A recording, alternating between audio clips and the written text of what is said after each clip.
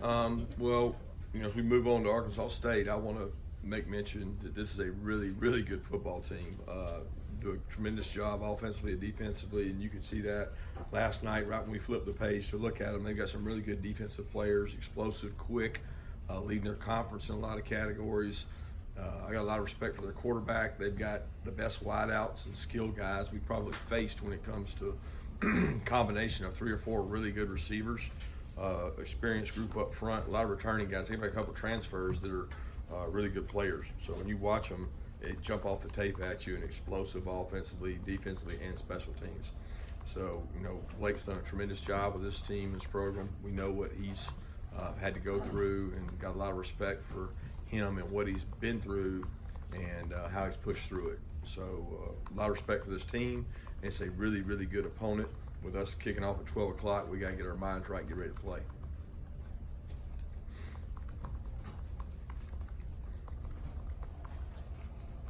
Government banks, great man.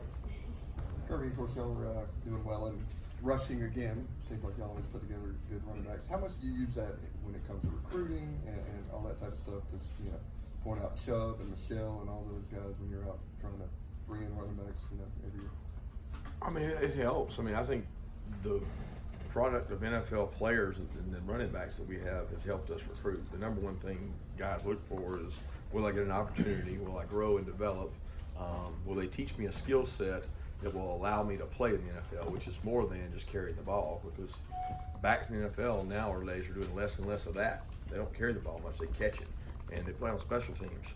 And it's not as much of a downhill run league as much as it is a outside zone, stretch, perimeter pass, play action, matchup, and special teams. And that's what we ask our backs to do. So we try to sell, number one, you're going to get a great education. Number two, you get an opportunity to carry the ball. You're going to have fresh tires when you come out because you're going to play with other good players. You've got one of the best offensive line recruiters and coaches in the country. So it's a good combination sell. But it's more than just yards. It's a lot more about how I'm going to grow as a player and develop in a pro-style system. Kirby, I don't think we had a chance to ask after the game. Isaiah Wilson, is there any timetable on him right now? Yeah, no timetable. Not sure when. He's out of the boot. He's able to put some pressure on it. He's going to be doing some underwater running and working on some things, but no idea. He may be available this week. I have no idea. It's just going to be wait and see. Coach, what is your assessment of Trey Hill so far, and specifically him getting the signals out to his fellow linemen, the communication skills? Trey's doing a good job of communicating. Trey comes in and meets extra, as a center has to do, to call fronts, to get looks, to really watch tape and be the master of his trade.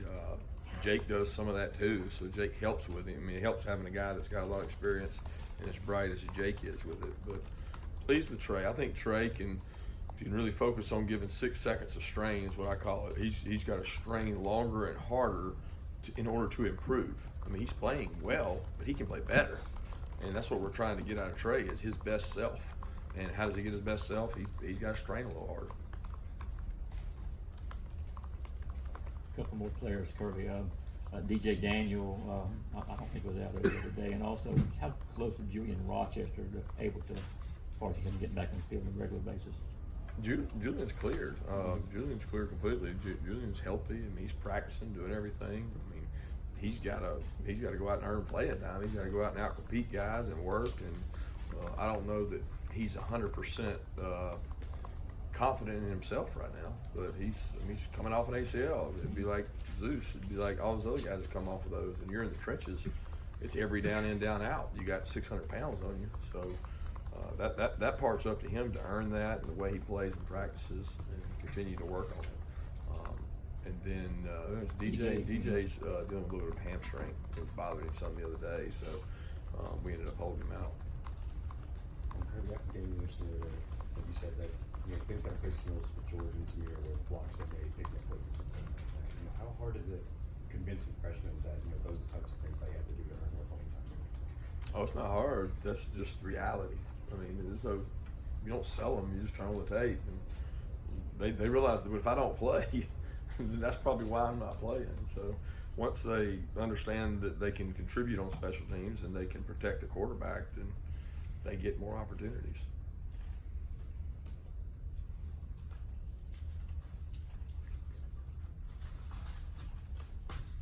With George Pickens' blocking ability, is that something that you thought he'd be able to come and help you guys with right away? And what are sort of been your impressions of him as a blocker so far? Oh, he has a long way to go as a blocker. He had a good block the other day, but he's not our best blocker. I mean, he does a lot of other things well. What I've enjoyed is his willingness to block and to grow as a blocker. He's out of control in a lot of blocks. He thinks every block he's going to be able to go knock them out, and he's got to learn that they see him coming. He's not invisible, so he has to do a good job position blocking, fit up, sustain blocks, and not go for the big hit all the time. But his willingness to do it is what's allowed him to play to this point, because when he's willing to do it and he knows who to block, he's pretty good. I know you said the O-line matchup against Murray State was obviously a little bit overmatched this past weekend, but with that being said, what did Nolan Smith do that made him so successful, and what does he still have to do against better competition? Nolan's smart. Nolan listens. So when you give Nolan a plan and say, this is the way I want you to rush on this defense, or this is the way I want you to rush on this particular tackle, he does it. He applies what he learns. And he plays with just maximum effort. I mean, he just like a wild man, hair on fire. I'm never over. And a lot of football is effort. It's not, you can take 10 5-stars and 10 3-stars, and you go out there and put one other guy on the team to make 11, and the team that plays hardest usually finds a way to win the game. And that's what Nolan does, man. He plays hard. And that makes football important to him. It allows us to play in a lot of situational football. He's got to continue to do that because he's going to get matched up on better and better. Just like this week, he's going to play better tackles than he played last week. So he's got to use his skill set, he's got to use his trade, and he's got to understand how the defense is engineered to make it work. Kirby, you said you wanted to watch film to assess Stetson's play. What did you see, and what are some of the areas that you're looking for growth from him? Obviously, he's just getting going in terms of PT. Yeah, he's going to grow as a player. He continues to grow in practice.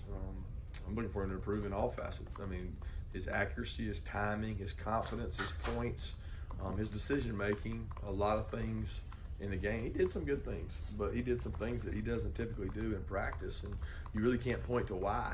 And I think that's probably true with every quarterback. I mean, Jake had things in the game that we missed some opportunities that, why in practice did you do this, and then what made you do this different in the game, and are we giving him the right looks to make him make the right decisions? How much like the game is our practice? And I always call it a batting average. The higher you get your practice reps to just like the game, or maybe what they're doing defensively, the more accurate I think your players are going to play in the game. So we got to continue to improve that. Stetson's got to continue to improve his decision making. What do I do when I get flushed out of the pocket? Mic points, a lot of different things. But he's willing to work on it, and he's committed to that. I love the way Stetson competes in practice and the way he's growing as a player. Coach, you spoke about the Blake Anderson had gone through passing his wife and all those awful good situations. What were your thoughts as you heard that news? Are you able to understand the balance Mr. Walker between coaching and off-field life, family, and whatever that may entail? Yeah, I can't even begin to fathom or understand what he's gone through. When I first heard the news, I was just, crushed for him and his family and his kids, and you can never, I can never imagine what he's having to go through, because that's really tough. Obviously, he knows family because he made a choice to step away and to be able to go be with them, and now he's come back, and I've met Blake a couple times. I just got a lot of respect for him as a person and a coach, and can't imagine what he's had to go through as far as his family, all his family, his kids, and everything. Kirby, last week, Swift said that he was taking on a new role this year as a leader. Just in me speaking to him from last year to this year, his interviews are like miles better. I'm just wondering how you've seen him grow into that role. Yeah, he relishes that role. I think he understands that he is one of the inspirational players on the team. He inspires others to do more.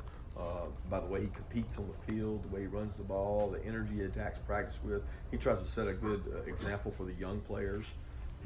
For George, I mean, George has a bonehead penalty, and Swift's one of the first guys to come over and visit with him and talk to him about it, because he knows that he can help him with that. And he knows that, that George is going to be a good player, so here's an opportunity for him to impart some of his wisdom and knowledge, and I think that Swift does that really well.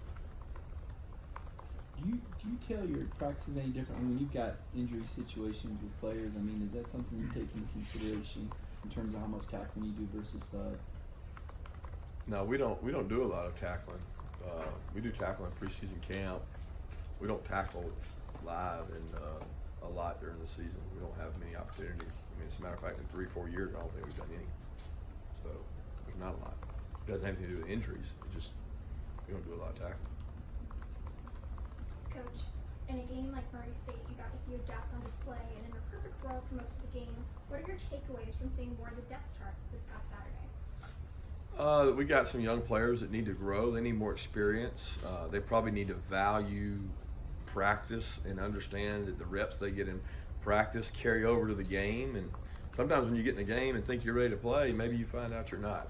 And you got to go back to the drawing board, and you got to look yourself in the mirror and say, what do I got to get better at, so I'm ready the next time my number gets called. And we've got guys that they've got to do that. Kirby, is it hard to keep the guys sort of focused when you're in a stretch of games like this, where you know, you're a big favorite 3 straight weeks, and obviously have a big game coming up in 2 weeks, less than 2 weeks. And if you've been happy, is there any little tricks you use, or have you been happy with the focus the team has shown through this stretch? We just don't look past today. I mean, that's the thing, is if you're focused on today and getting better at us, and I think when these guys turn on the tape like we did last night, we don't ever lie to our players. We just say, hey, this is what it is, and here it is for you to see. You be the judge. And we did that last week. We're going to do that this week. The tape speaks for itself this week. These guys are a really good football team. Y'all are all sitting there saying, yeah, right, whatever. This team has a really good football team. They got a really good quarterback. They got good wideouts. They've got explosive players on defense, all conference players all over the place in a conference that I got a lot of respect for. Kirby, sort of football philosophical question, sort of havoc related. There's some people that believe turnovers have a random element to them. Have you all done research? Have you looked in the numbers and see how much you think it correlates to winning? Turnovers correlate to winning? The whole part. Turnover margin, forcing, etc. Turnover margin would be the greatest indicator most seasons that NFL and college teams do their studies of who wins games. That's not always the case, but it's more times than not. There have been years that explosive plays have been a greater indicator of who wins games over turnovers. And to have explosive plays, sometimes you take more risk, which in turn creates more turnovers. I do think havoc rate leads to turnovers. When you have havoc, you have more opportunities at turnovers. You look at what happens. A lot of turnovers are tackles for a loss. A lot of turnovers are sacks. So if you're having havoc tip balls, they have a higher percentage of getting intercepted. So when you start looking at havoc rate going up, turnover rate goes up. Therefore, in turn, you feel like you have a better opportunity to win statistically. But it's just not 100%. It's like nothing is. Follow up to Mike's question on tackling. There's been such a focus on avoiding contact and preserving the bodies of the athletes. Do you think the skill of tackling has been suffering lately? You know, I don't know. I mean, I think tackling's always been a tough art to conquer. I mean, if it was perfect, everybody would do it, and everybody's looking for a better way. You look for a safer way, and at the end of the day, football's a contact sport. It's a tough sport, and you want to be a good tackler, you got to practice tackling. Every coach is trying to create moving dummies, donuts, things that are moving, because it's only realistic when you're hitting something moving. But the best way to tackle is to practice the art of tackling against people. We don't tend to tackle to the ground a lot, but we do a ton of what we call thud, which is essentially putting yourself in a position to make a tackle without tackling. And a lot of times, and Mel Tucker used to say it all the time, it's harder to thud than it is to tackle, because tackling, you get the opportunity to go to the ground. Thud, you got to try to stay up. So we coach thud, and we try to do a good job. Sometimes it probably hurts us in a game because a guy thuds and doesn't tackle. But those habits have got to be broken, and every team in America could tell you today they need to be a better tackling team. Back to the turnovers, any strategies you're implementing in practice? Like, how do you go about trying to reduce those from Saturday's game? Were you concerned at all from watching tape in those turnovers? I'm always concerned about turnovers. I mean, turnovers are part of our game, and you don't ever not concern yourself with turnovers. We do a bunch of turnover circuits with guys on each other, and we created 2, we gave away 2, so we came out net even. The 2 we gave away, I think both of them are preventable, and a lot of turnovers are not. Zamir's was probably tough the week before with a turnover, but it was a fumble, and sometimes those things happen when guys make great plays. Look at Mark Webb's. I mean, Mark Webb put his hat right on the ball and exploded the ball out, very similar to what happened to Wolf.